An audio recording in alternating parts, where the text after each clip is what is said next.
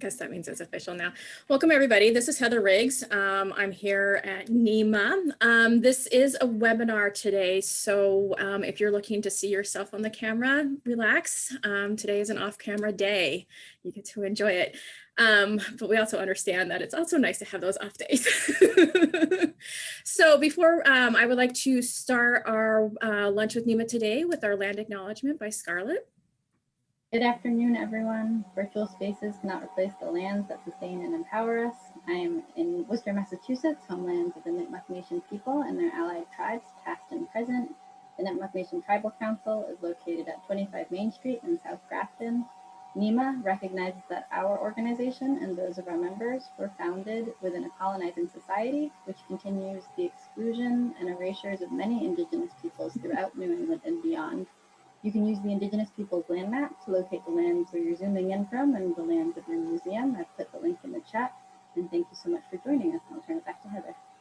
Thank you, John. If you do want to introduce yourself in the chat, make sure that you pick all panelists and attendees so everybody can see it, or if you want to send us private messages, that's fine too. If you do want to do all panelists there to get going. So I'm actually going to turn it over to Meg since she actually worked at this site once upon a time. Yes, like a fairy tale, which it sometimes felt like, because, hey, that was a really, really fun place to be. So the Discovery Museum in Acton is a combination science and children's museum with a real emphasis on discovery through experiential learning and everyday objects. And so it's a great site for imagination and also connection to nature with their relatively new handicapped accessible treehouse and connections out to the conservation area nearby. When I worked there in the education department, I had the great fortune to be working alongside Jill Foster, who is the director of school and group programs. And I left before Kathy joined the group, but Kathy is currently the scheduling manager, and we're really lucky to have them here today because the Discovery Museum's Traveling Science Workshops program is an incredibly cool, strong program that has a long history and a lot of exciting experience. And they did some really interesting stuff in the past year to pivot and thinking about ways to make in-classroom experiences still worthwhile virtually. So we're really lucky to have Jill and Kathy here to talk to us about that today. So thank you both so much, and we're really looking forward to it. Thank you, Meg, and thank you, NEMA team, for hosting us. We're really pleased to be here. I was just telling these folks that it was nice to take a moment to reflect on the past year and think about what had been done in preparing for this program today. So we're looking forward to sharing with you a little bit about our virtual traveling science workshop program, kind of our story of how this came to be, and what we've been doing with it since it launched in the fall. So I'm going to start with a slideshow that I will attempt to keep short. Kathy, I don't know if you'll be able to poke me. You can send me a text if I really get lost it and let me know, but we'll try to move through the slideshow fairly quickly and get to the questions and answers that you might have about what we're presenting and what you all might be trying to do in your own organizations. So bear with me while I share my screen. I'm going to do this in a couple steps, and it's going to look awful for a minute, but we'll get there, I think.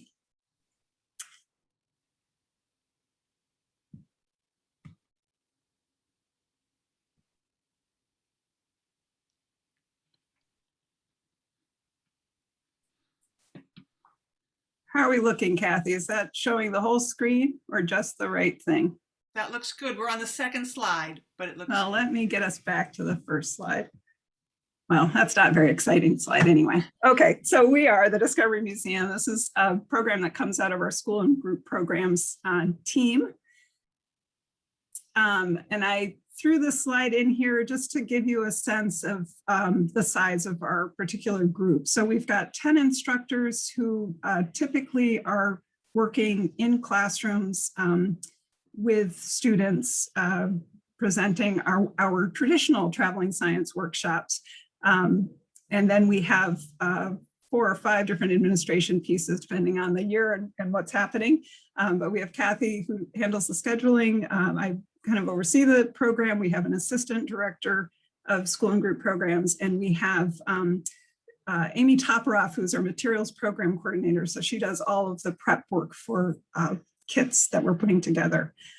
So this group of people worked together this year on a different program. So pre-COVID, the Discovery Museum school programs looked like this.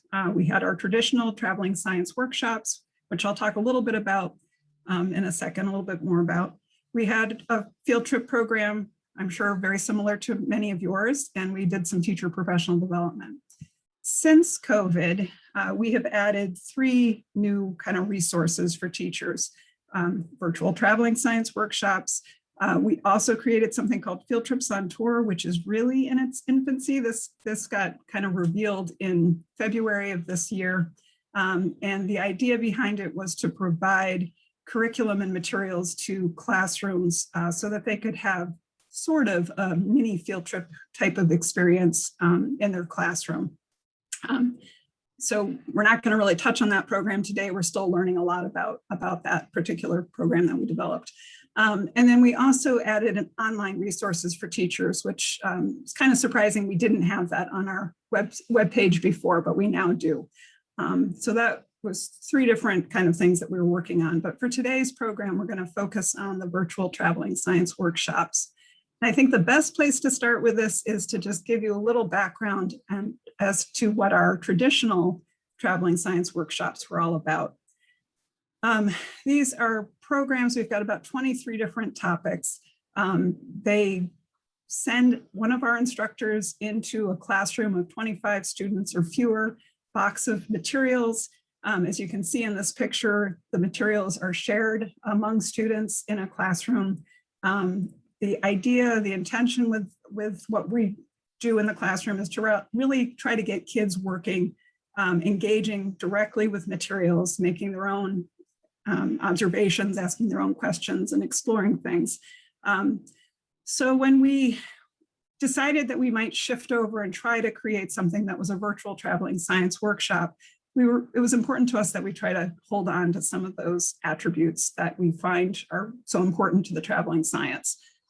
So our virtual traveling science workshops ended up looking a little bit different, but had some of the same kind of qualities. So instead of being a 45 to 60-minute program, most of the virtual programs are about 30 minutes. We do have some that run to 40 or 45 minutes, and those tend to be ones that have an engineering component, where the last 10 or 15 minutes of the program, the students are actually making things themselves, and we're not so much demoing and having conversations back and forth in a whole class kind of way. We strived for, and I think we achieved, being able to still provide fun for the kids, and kept it hands-on, and still kept it very much a materials-rich learning experience where kids were learning from the materials that they were working with. We kept our grade levels fairly similar. Our traditional in-person programs happen pre-K to 8th grade. Our virtual, we focused on kindergarten to 8th grade. And, you know, we had some questions about whether we could really do this with kindergarten or not. And I have to say it turned out okay, but that was a big question for us. This particular picture shows the kids in a classroom with our instructor on a big screen, and there's a little camera that's, you know, just below the screen that's pointing at probably 3 or 4 of the students in the classroom. It was hard to always get a wide span of everybody in the class, but the kids could see us. Not all of our virtual traveling science workshops look like this. Sometimes the kids are tuning in from home and they're on their own personal device with the dog and the swimming pool and everything else going on around them, behind them.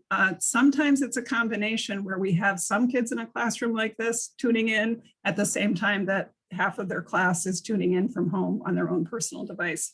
So that was interesting and challenging, but we were able to serve kids wherever they were at, which was great. So again, this is just kind of a comment that we really tried to stay true to who we were here and kept the materials and the hands-on and the kids doing the work and being the scientists part of the program, and that succeeded. The feedback that we have been receiving this year is quite good. People have been highly satisfied with the programs. They're, 95% of them are saying they recommend the workshop. And we're ticking the boxes that we really were interested in ticking, which was, strong engagement, the timing, the pace fit what the age level was and what the tolerance was of the students, that it was fun, that it gave the kids energy, that it was sort of a highlight of the week, and that the materials that we chose and sent to them were meaningful and worked. So I wanted to just kind of give you an overview of how this developed and what our timeline looked like. And this is a really text-heavy slide. I'm going to try to not spend too much time on it, but feel free to kind of read through bullets, and you can ask us any questions you might have in the chat. So last spring, obviously COVID struck, museum shut down, we canceled our traveling science workshops. We actually postponed some of our workshops and canceled them at the same time and kind of played that game, which I'm sure you all did as well. Within the first couple of weeks, we managed to just reach out to our partner schools. And we actually enlisted the help of our instructors for this. So they weren't teaching anymore. We were trying to keep them employed and have them participating with us on things. So we actually had them reach out to some of their close contacts at schools that they had worked with over the years for a couple of reasons. One, we all felt horrible that kids weren't going to be able to do these STEM experiences with us or with anybody in the spring. And we wanted to really try to still be there for our partner schools. We've worked with a lot of these schools many, many years, just as I'm sure all of you have. And we really wanted to kind of check in with them, see how they were doing, see if there was anything that they felt we could do to help support the STEM learning that was happening in their classroom. And we started to float this idea about, do you think if we could do a virtual TSW, you would be interested in that? So it started to give us a little bit of feedback about what they might want. And to be honest, in the spring, I'm sure you found this as well, teachers didn't know what they wanted or what they needed. It was just such a mess of, carpet pulled right out from under their feet.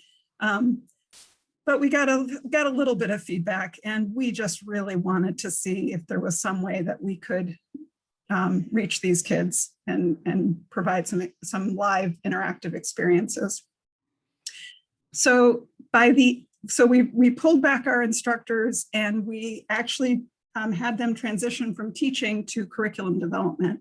And we formed teams of instructors with each of us and took on a few different scripts that we had identified as being potential for doing virtual workshops.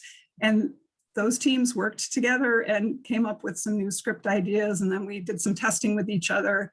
And by the end of May, the beginning of June, we were able to go and pilot 2 of our topics with, I think, a total of 12 classrooms, 2 different grade levels at 1 school, and just start to get some feedback and ideas about, does this work?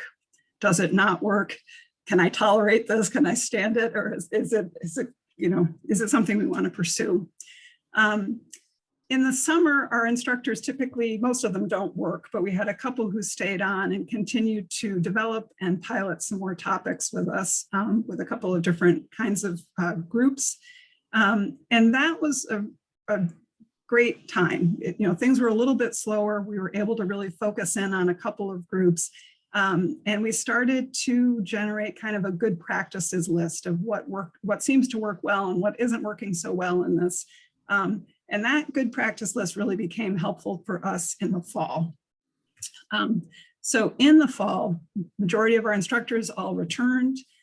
We started the fall off with trainings where the 2 instructors who had been presenting in the summer were able to share some of their best practices and do a couple of run-throughs of some of the topics that we had worked on over the summer. And just kind of gave instructors a picture of what this is looking like and what we think we're going to be doing this fall. Kathy worked and led a training on just the technical side of things, of how to do a Zoom workshop and class and all of that. So some trainings happened, and then continued script development, tweaking what we had developed in the spring, adding to it, and then just practicing like crazy. And this picture that I have up there is one I'm sure you all can relate to. This was one of our instructors practicing doing a presentation, and her cat being extremely helpful in that process, which just became the reality. So we just learned to kind of work with that. The other thing that was happening in the fall is we knew that we wanted to have students using materials. We had, back in the spring, we had been using materials that students could collect themselves from around home, but now we knew schools were going to want us to be shipping materials to them. So we came up with all new supply lists. We had to package everything so that it was being used by individual students rather than shared. That was a huge change in what we've been doing, and probably one of the most complicated, most expensive, most time-consuming aspects of what transpired with these virtual programs. So that was really big. Kathy was coming up with new scheduling procedures and confirmations, and learning that instead of booking 5 workshops in a day from 9 to 3, we might be seeing a second grade at a school over 5 consecutive days for 1 hour each day, or things like that. So our scheduling had to really change and accommodate the needs of the schools. We started marketing like crazy with still development in process. We were marketing these programs, and we were setting up in-house studios. So Kathy again set up 2 studios for us. Kathy switched from being our scheduling manager to being our tech guru, which was kind of hysterical because Kathy's an English major. She's brilliant. She's an English major living in a house full of tech geeks who all give her a hard time, but she suddenly became our tech expert, and she did a fantastic job. So got those studios set up, which some of our instructors used. Other instructors just continued to present from home, but we had that option for them. And we officially launched the program the last week of October.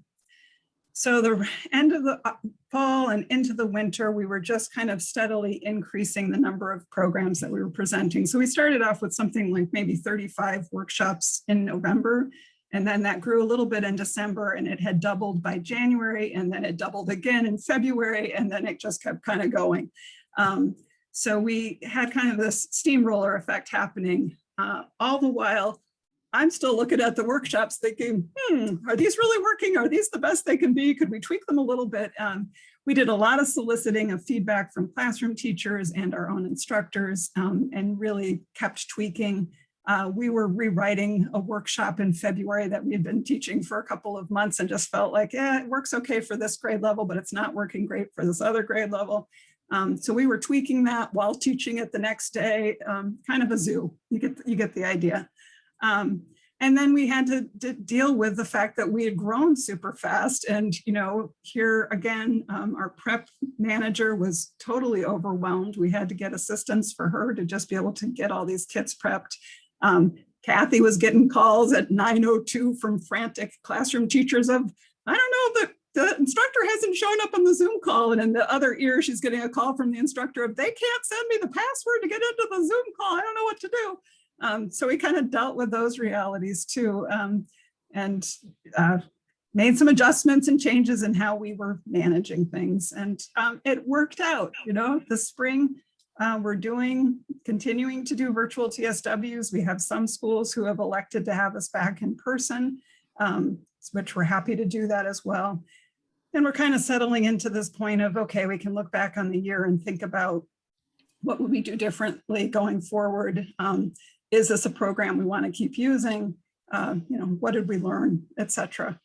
And the answer is yes, we think we're going to keep doing this. We don't expect it to take the place of traditional, but we do think it could be a useful thing for us.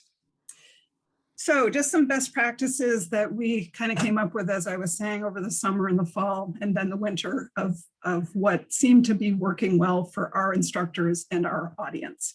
Everything that's under the prepare and practice is stuff that I'm sure you've all come across just in learning how to do Zoom. So there's not any great big surprises there, I'm sure, or anything that's special to us.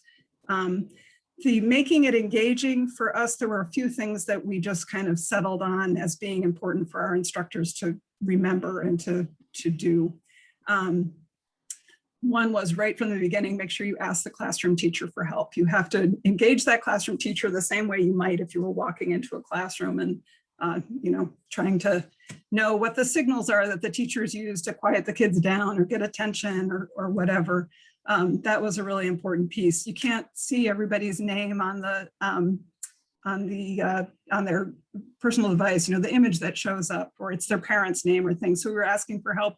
Can you help us call on these people that we don't, these children who we don't know their names and that kind of thing. Keeping the program focused and concise, we decided we really couldn't handle more than a couple concepts in a 30-minute virtual presentation. We needed to stay very focused and concise, and we needed our instructors to remember there's just no lecturing. There's no room for lecturing. You have a script and you're really going to kind of keep to that script to keep it moving. Making it active in any way that we could. Kids need to move around, and you know they're on screens all year, so that was tricky. So we started really doing things like, you know, repeating words and using gestures, thumbs up, thumbs down, modeling actions, you know, anything we could do that was physically getting them up and moving around. We would have them, you know, if we had an open-ended question like, what do you think is going to happen when we do this? You know, stand up if you think it's going to do X, stay seated if you think it's going to be Y or whatever, just to physically get the kids up and moving during this 30 minutes of time that we had with them. Alternating demo and student activity, narrating our actions because not everything comes across on the screen. So we were really having instructors talk through what they were doing. We did use some slides sparingly, because as you can tell, these aren't the most, it's not the most fun way to learn necessarily. You know, a lot of repetition and reinforcing words and concepts with images and pictures and doing something a couple of times. And then I mentioned earlier, we did try to have opportunities at the end of our program. So if we did a 30-minute demo and student activity thing, we might have 10 to 15 minutes at the end where kids were solving a challenge and doing their kind of their own thing. And during that time, we invited kids to be able to come up and talk to us kind of one-on-one of show me, you know, you can come show me what you're working on, or if you're struggling with the challenge, you have questions about a particular material, come up and talk to me on the camera kind of thing. And that was a really, I think, effective way for us to interact with kids that felt a little bit more normal, more closely to what we might be doing in a classroom. So just some kind of final thoughts and tips to pass along that kind of occurred to us almost after the fact, I would say, but, you know, in trying to think about other folks trying to do this. I think one thing that really stood out for me is that we just have an abundance of resources. Working in museums, you know, there's files of paper or online files of activities that somebody has generated over the years. And those were really useful to us when we were just trying to think about, okay, you know, the activity that we typically do in this program just is not going to translate online. Let's go digging and see what else we have that we might be able to pull off. So that became really important. But I think the biggest resource and kind of the most fun thing for me anyway this year was being able to call on this team of 15 people who 10 of whom are typically offsite doing their own thing. There's not a lot of, you know, coming together and working together. And suddenly each of us had an important role to play, and we were really creating together. And we just found out what incredible expertise we had on our staff. Nobody is just one thing. And, you know, this experience really allowed us to see that, hey, Kathy's actually a really savvy tech person, you know, or our instructors are incredible at curriculum development. So that was great to find out. Two, I think it's important to stay true to who you are. I cannot imagine trying to make a virtual program out of something that we didn't already know really well, a topic, a type of program that we do, that we just understand how it works and why it works. So important to keep true to that. Excuse me. Sorry, Kathy, you want to read the slides? I'd be happy to jump in while you cough. So our partner schools are one of our resources that we have at our fingertips. So they're the whole point of the whole thing, and getting and knowing what they needed was really important for us. And the feedback and the ability to make changes as we went along, as Jill said, really contributed to our success in high measure. So I do think that we did that in a lot of different ways. We did it with surveys after every single workshop, but we also did it with calling folks up, sending an email to a teacher that had just had a workshop or that we knew has known us for a long time, and getting their ideas. And again, they were scrambling, every classroom teacher last year, but they still knew what their kids needed, and they quickly, watching that progress of schools from last spring to the fall was a huge step forward. And then by the winter, they had it figured out, and we needed to borrow from them. Get comfortable with being uncomfortable? Yeah, a lot. There was a lot of risk taking, and that can really be a growth opportunity. And I don't mean growth like number of kids, but just a confidence builder that we can roll with things. And there was a lot of changing. Oh, now they're hybrid. Now they're in school. Now they're all remote, and that's okay. That we'll meet them where they are and figure it out. So I feel like this last one is the big punchline. Jill, you want to take it back? No? Okay. So this was a lot of work. This continues to be a lot of work. We did it because there was a need for it. Would we do it for the fun of it? Probably not. But we did it because there were kids sitting at home that needed something varied in their lives. They needed to see a different face. There were teachers who were overwhelmed. We certainly saw PTOs who said, we just want an hour, a half hour where the teachers don't have to plan their own material. Just do something so that our teachers can block out that hour and say, we're going to have a workshop and we'll see what it looks like. So if your audience doesn't need that, then hooray, and on we go with our other things.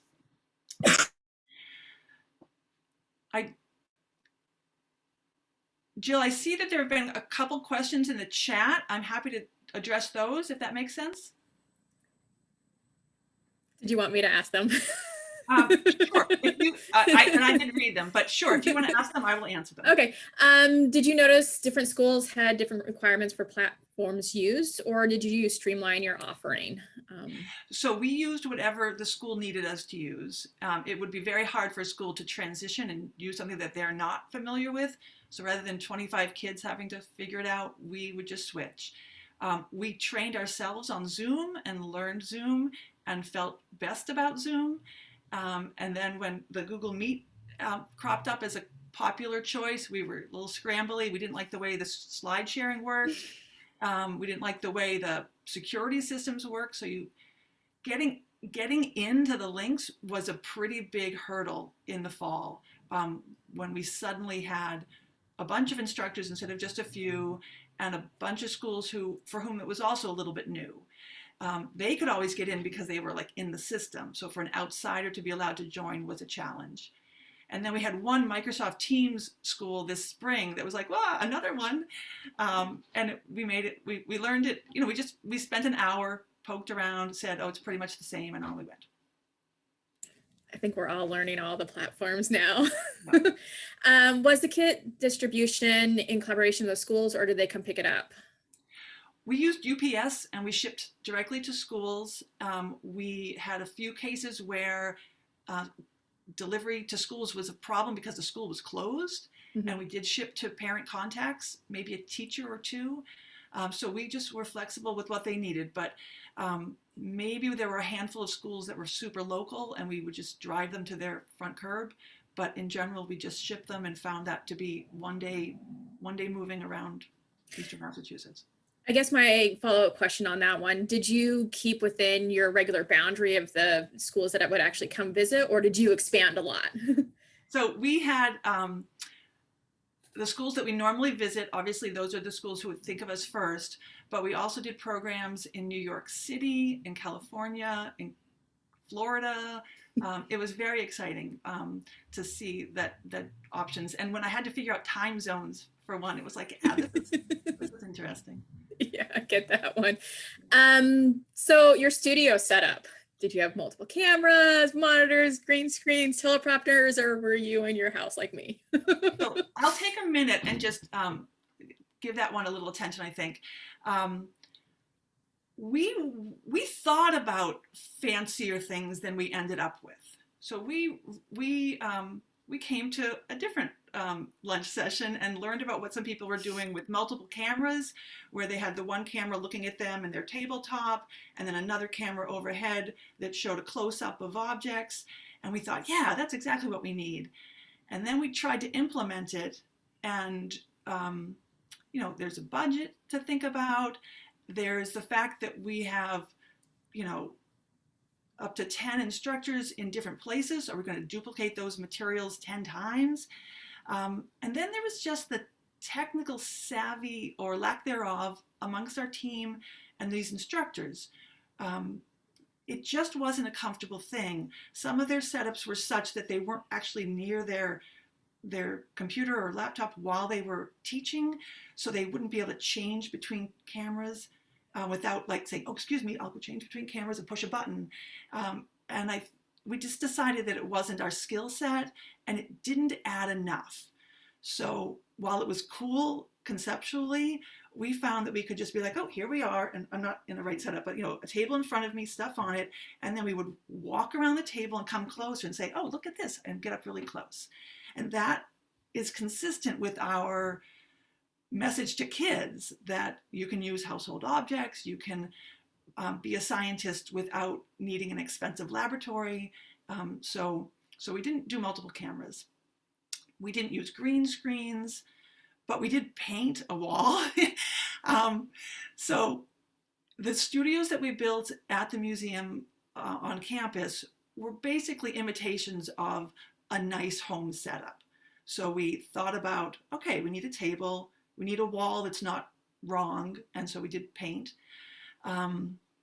And we need to think about lighting, whether there's too much and we need shades, or there's too little and we need to add a light. But we just kept it as low tech as we could get away with. And I think that was a success. I think we feel good about that choice in the end. I think that was smart, because as the light is coming in on me right now from my window. So pricing, this actually came up a couple times on this one. Did you charge? What was the difference between the charge that you would do for in-person versus virtual? Mm-hmm. Can you go through that a little bit? Sure.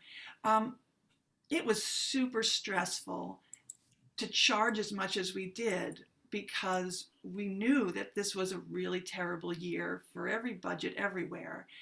I don't know, and Jill can jump in, I don't know if we know what it cost us to do this. So it's hard to say like if we just charged what we were spending, I don't know that we even know that.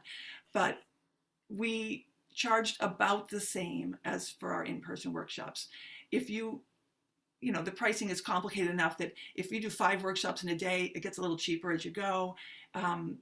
But overall, I'd say we charged about the same.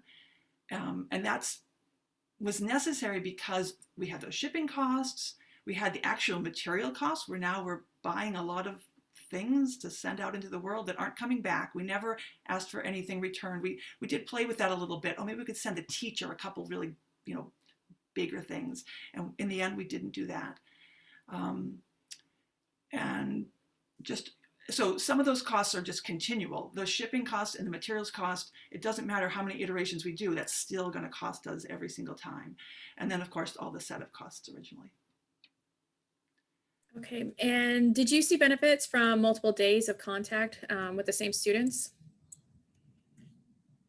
Meaning, did we see the same students multiple days in a row, or? The benefits, in other words, Denise, do you want to jump in a little bit more?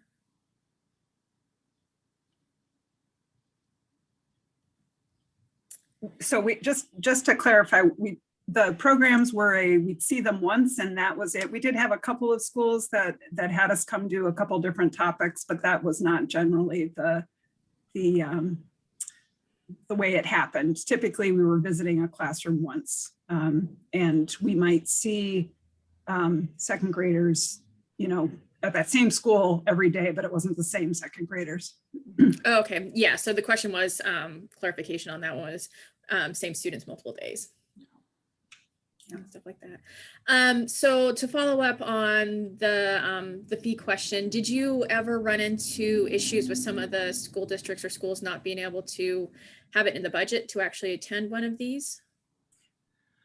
Yeah, so we kind of have a policy of trying to provide workshops for schools, whether it's in person or online, and meet them at their needs. So if somebody expresses that they've got a need, it's not an automatic yes, but we try to see what we can do to work with them to make it more affordable. And we continue to do that. And we did subsidize some programs this year where people were not paying the full fees. That's good. So I have the $24,000 question here. Do you think demand for virtual programs will be similar in the next school year as schools return to in-person? Does anybody know that? We're not planning on that. I think what we are thinking about is our focus will be getting back into schools and doing traditional in-classroom traveling science workshops. But we will be looking at virtual traveling science workshops and what the future might be for them. I can imagine a year where nobody wants to do virtual anything if they don't have to, but I can also imagine, 3, 4, 6 months from now, people might be like, hey, that program that we had from Discovery Museum who live up in Massachusetts was kind of fun. And we could do that again this year, in the spring after their kids are sick of them, sick of in-person learning, right? We could do a little virtual. So if anybody does have any questions, go ahead, type them in the chat or the Q&A. So did you have any of your in-person classroom people kind of say, I don't want to do the virtual, or did everybody just jump on board? We had, surprisingly, let's see, we started the spring with 11 instructors. One instructor who had been with us for over 20 years decided it was a year to retire. So she did not continue.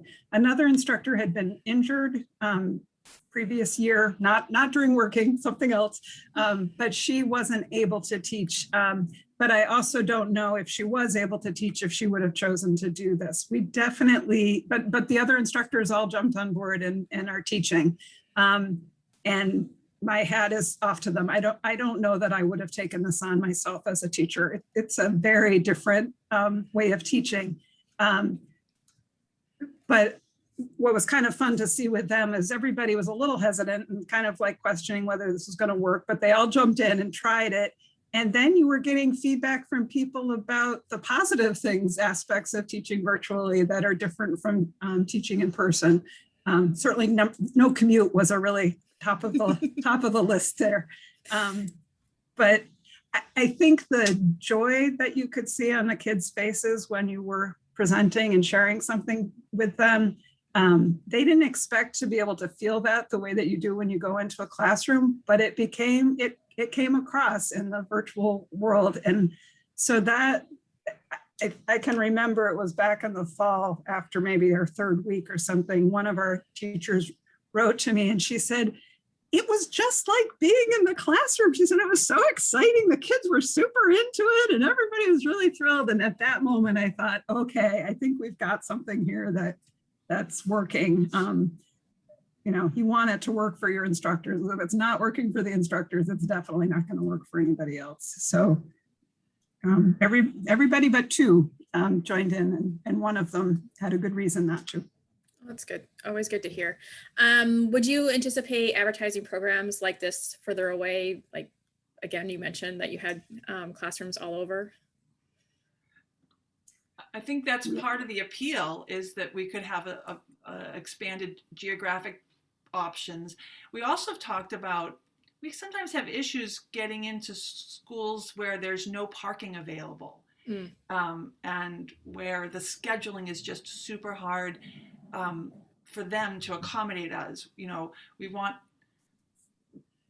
not people as a museum. We don't say, oh, okay, you only want it to be 40 minutes because that's what fits. And we say, no, we just say, no, that would we want it to be what it is because we know that really works well.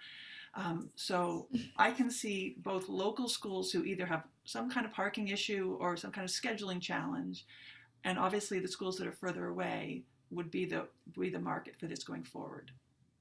And again, once people take a break, I agree with Jill's thought that I don't have much interest in virtual programs for this summer.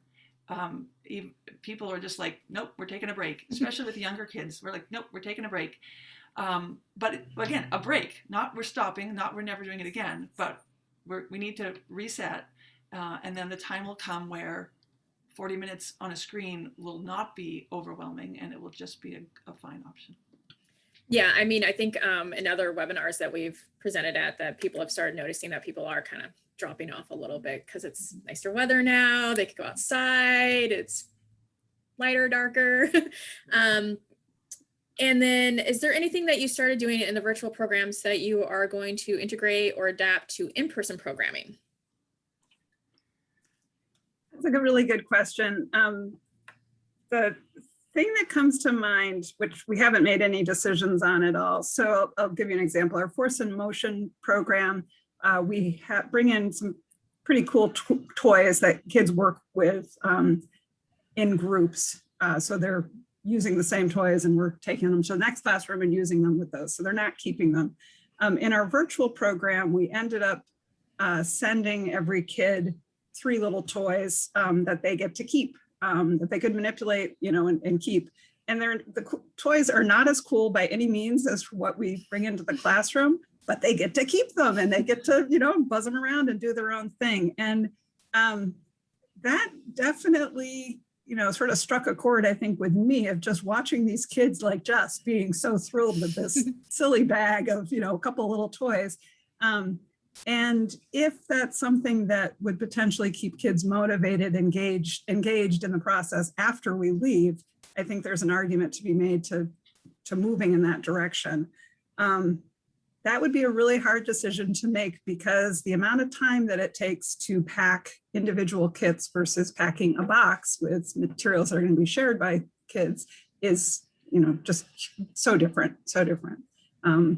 Our prep manager worked more hours than she's ever worked, and we were serving about 1/3 of the number of students that we typically see in a year. So there's a wait, but that's one example. There are other things too that we've kind of noticed, like, boy, this worked. I was going to say, yeah. I know that there were teachers who said everyone can see the close-ups better on a virtual event than they can in a classroom. And that's a tiny thing, but we'll take it if that's an advantage. Yeah.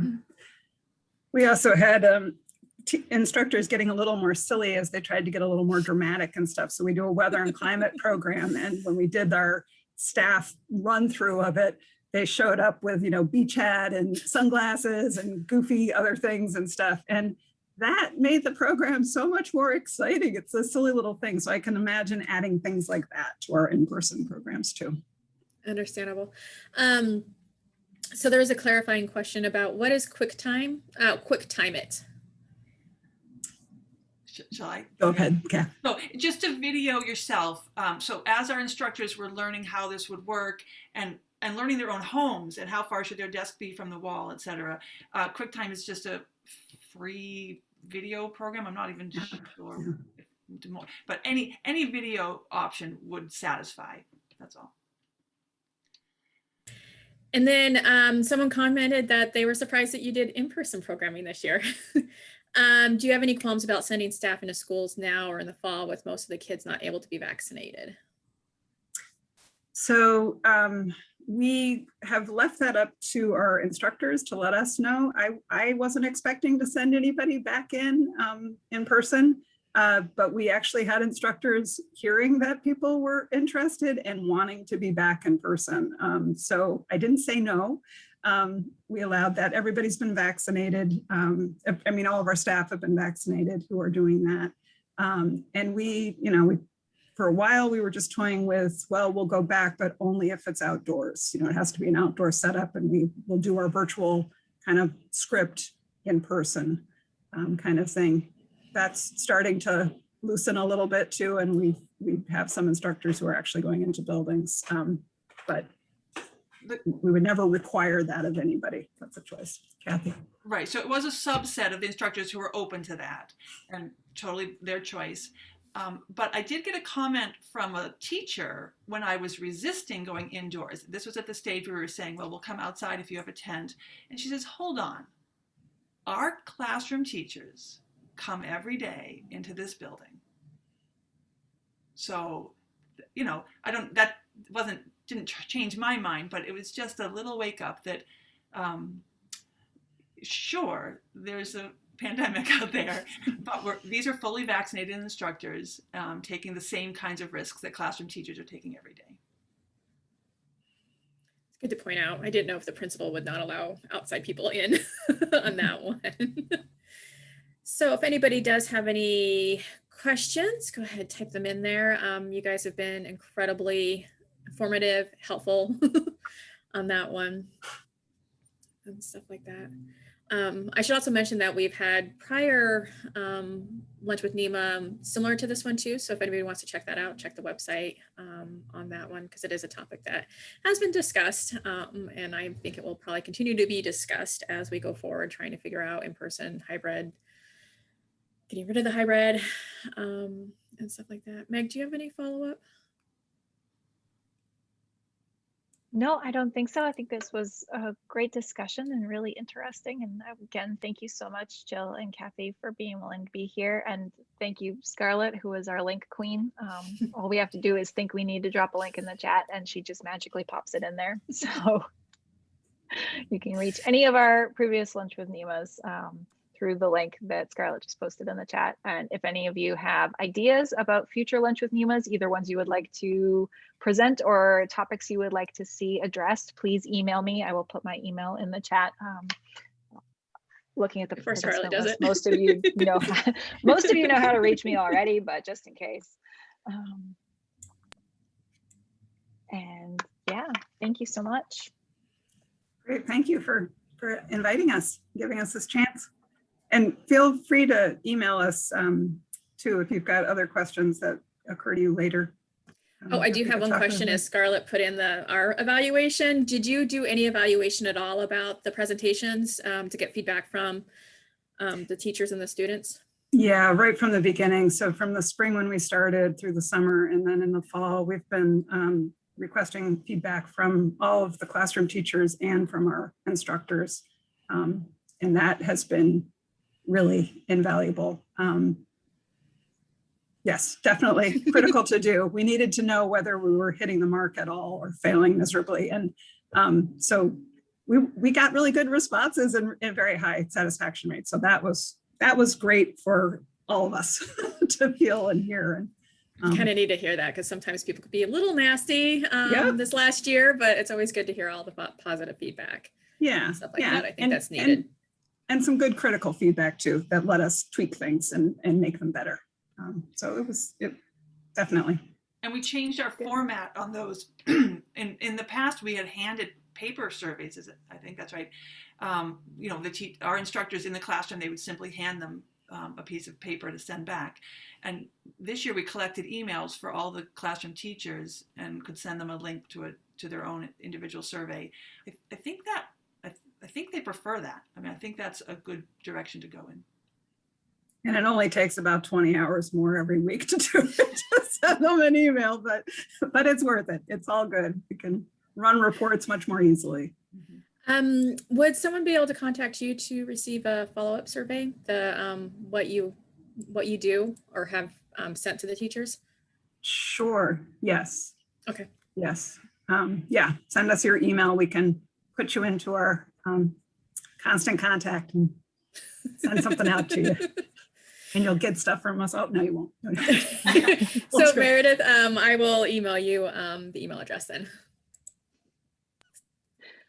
I have one kind of fluff question just to end, which is that I started out by saying that working at the Discovery Museum was always a huge amount of fun for me. So did either of you have like a personal favorite of the programs that you transitioned to the virtual science workshops? And if so, like what was it that was particularly appealing about that topic?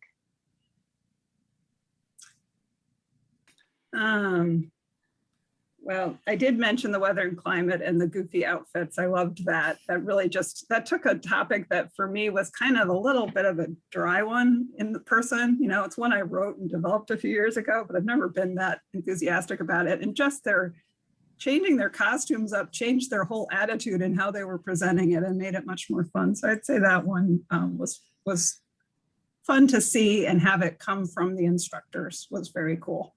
Well, you know, I'm always in favor of costumes, Jill. Yes. I would pick the Force in Motion. Jill mentioned the toys the kids get. They're just tiny little like party favorite, you know, inexpensive toys. But early on in the process, I brought materials home to make kits, you know, because we were in a hurry and, you know, we were overwhelmed with the quantities. And my young adult children were home because of the pandemic and being displaced from their lives. And we had so much fun with those little frogs. Yeah. So, there's that. Well, that's great. I think we'll wrap it up then. I want to thank you both for sharing all of the stuff that you've learned. Of course, there's another Q&A coming in. Do you mail the gifts? I'm assuming that is yes. We mail the materials. Yes. Yep. I'm shipping all the materials. Okay.